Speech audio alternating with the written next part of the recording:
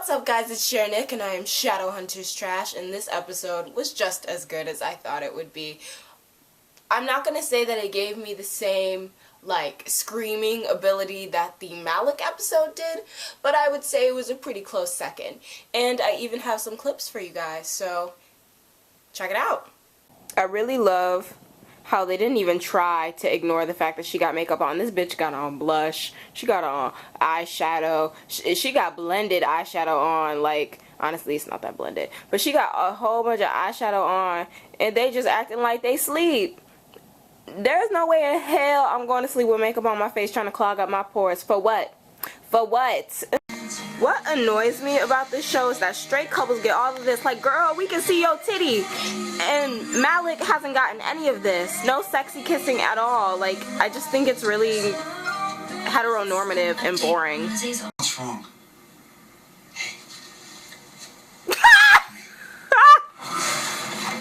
Did I not tell you to get... I'm sorry. I'm so sorry, y'all. Y'all don't understand. That is high-key me. Like, when people show me affection, I'll be like, what the fuck? That is terrible. That is so funny. My poor baby is scared. Look at Valentine. He's scared. Well, Magnus is scared, y'all. I'm scared too. Shout out to the actor that plays Valentine. I've seen him in so many different things. He is so incredibly talented. The way he just changed his voice to now sound like Magnus, even though he doesn't sound like Magnus, it's like softer and more like sincere. It's crazy how actors can do that kind of stuff just because they're playing like a different character. Suddenly they are softer and sweeter, and it's so like crazy to look at, but I admire it so much. He's doing a great job. So as you can see, this episode really had me in my feelings, but shout out to Valentine's actor. He's amazing. I've seen him in so many things. I think my favorite thing that I've seen him in though was when he was in like the first season of Reign.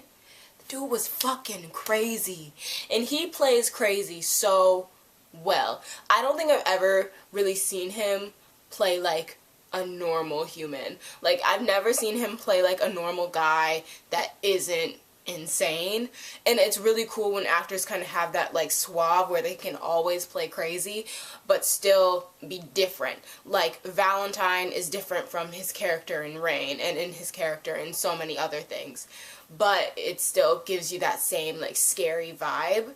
And then when he was playing Magnus, I was just like I felt like he was my child. I was like, my son, come here, let me hold you, let me just love you, you know? And then we get to find out about Magnus is that he has kind of like a lot of dark secrets and some memories that he wants to get away from. He was screaming out for his mama, and like, I don't know, oh, that hurt my feelings. I was like, this poor man, like, please get him his mom, let him feel love. Like, honestly, I feel bad for Alec too in this situation, because I know for sure my nigga would have died. I would have been like, stop playing games with me, Valentine. You gotta go. Like, that's deadass how I would have been. I would have been like, my nigga would have died. I feel bad, but like, that's just how it would have went down. And then Alec also killed the greater demon, and that was dope. That was dope. So cool. I love to see, like, because we always talk about how great Jace is, and we always talk about how great Clary is, but we never talk about Isabel and Alec, and they are kind of like the OGs. Like, they've been doing it for as long as Jace has, but we never really talk about their abilities, and we never really get to see their abilities. Have we even seen Isabel's whip this season? Like, I mean, I know it's only been 2 episodes, but have we even seen her use her whip? Like, it's on her arm, but like, she don't use it no more, and I know that Isabel has been going through a lot, and I'm really glad that she's gonna go to some meetings. That's really good, because like, addiction is addiction, even though each addiction is different, whether it's like alcohol abuse or drug abuse. Like, Yinfin is a drug, and I'm really glad that she's getting help, and I really like how they're portraying it. Like, she's actually going through the stages of like getting over something and like dealing with like alcoholism and so on. Like, she's actually dealing with it. It didn't just magically poof go away, and I really appreciate that from the creators of Shadowhunters. Like, they're being very realistic about this, and I like to think that if someone is watching the show and they are dealing with drug abuse or alcohol abuse, they can kind of look up to Isabel and be like, okay, she's not perfect either, and she can get help, I can get help. So I just think that's really cool. I really like Simon and, what's her name, Clary together. I really like them.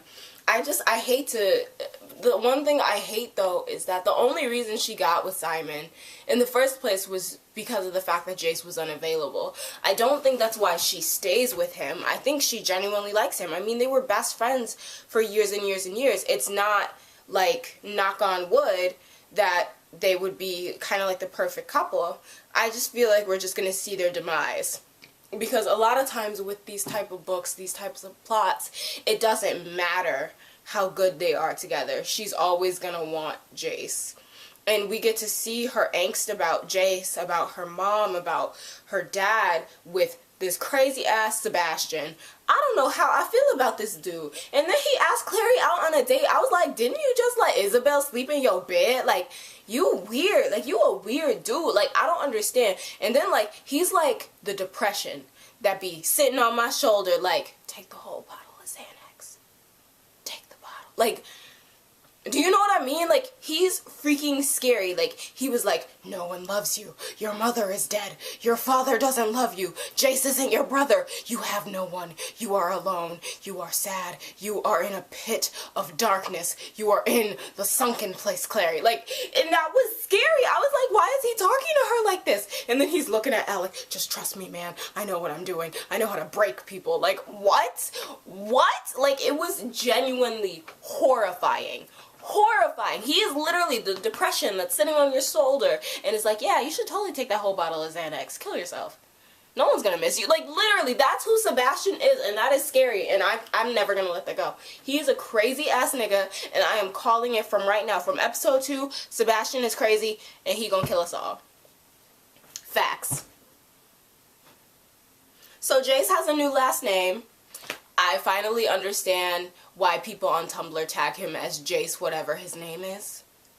I really get it now, because I've been calling him Jace Wayland. He's always been Jace Wayland to me, but then he became Jace Morgenstern. But then some people also considered him Jace Lightwood because that's his family and that's who he grew up with. But by blood, he was Morgenstein, he was Wayland, and now he is Harlandale. Now, I have mad respect for Miss Harlandale. Like, the scene that she had with Jace where she gave him the necklace or the ring or whatever and was like, this is your family crest, like, this is who you are, this is your birthright.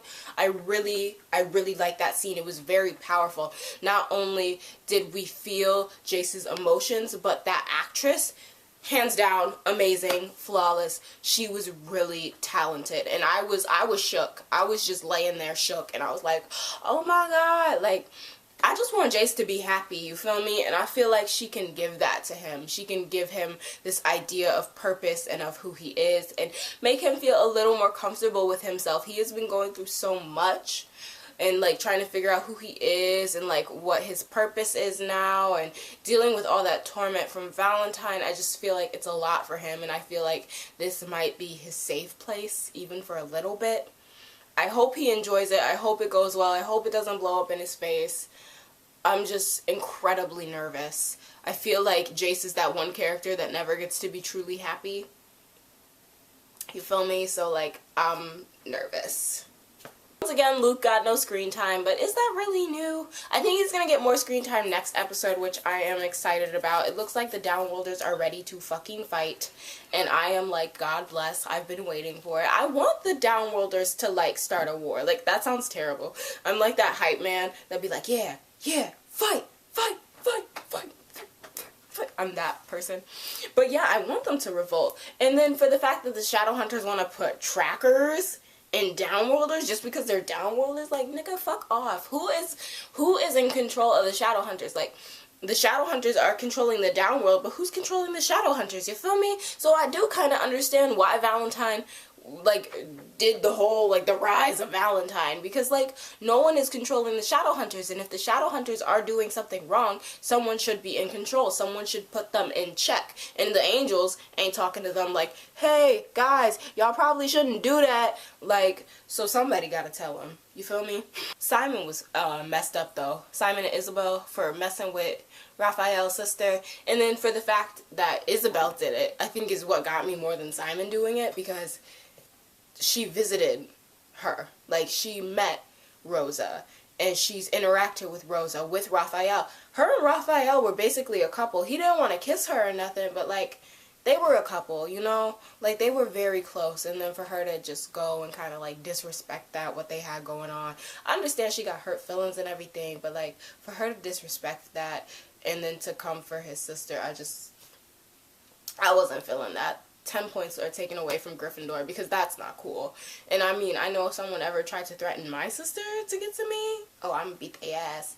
And that's what I didn't like about him attacking Simon for it. But, like, I understand this text came from Simon's phone. It was a picture of Rosa and Simon, but I would have been trying to kill Isabel, dead ass. And he was like, Isabel gave you some bad advice, because she did. And she was just trying to stir the pot.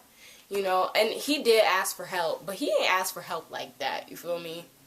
So, I don't know, we'll see where it goes, but I do like the relationship between Simon and Isabel. Now, I've already heard that they're endgame and that they're gonna happen in the end or whatever, but I don't know, I like them right now as friends. I think it'll be nice to see their relationship grow, and I always love seeing relationships grow as friends and they don't, like, jump the gun and start, like, sucking face, you feel me?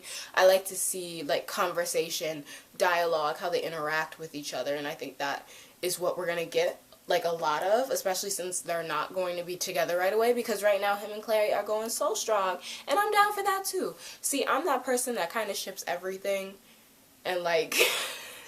people be like, pick a side. I be like, I'm gonna stand on the line of each side, so then I get a little bit of both, you feel me? This episode was so good, guys. I really enjoyed this episode. I'm trying to see if there's anything else I forgot. There probably is. If I didn't talk about it, leave a comment below. Tell me about it, and then we can talk about it in the comments. I love talking to you guys in the comments, especially people who've read the books. Like, you guys are awesome, because you guys don't spoil it for me, but y'all give me information. So if I ask y'all, like, what is the Mortal Cup, like, y'all can tell me what it is, because my ass didn't know season 1. I was just like, okay, so there is this cup and it is fancy, and you guys, like, helped me out and y'all educated me, and y'all told me what the glow-in-the-dark swords were called, even though technically they don't really glow in the dark like they used to in season 1, but, like, they still glow in the dark swords to me, even though you guys told me the name. But, yeah, I think that's it this episode. This episode was good. But anyway, guys, I hope you enjoyed. Like, comment, subscribe if you want to. It's all fun and games here. And I will see you guys next week, okay? Bye!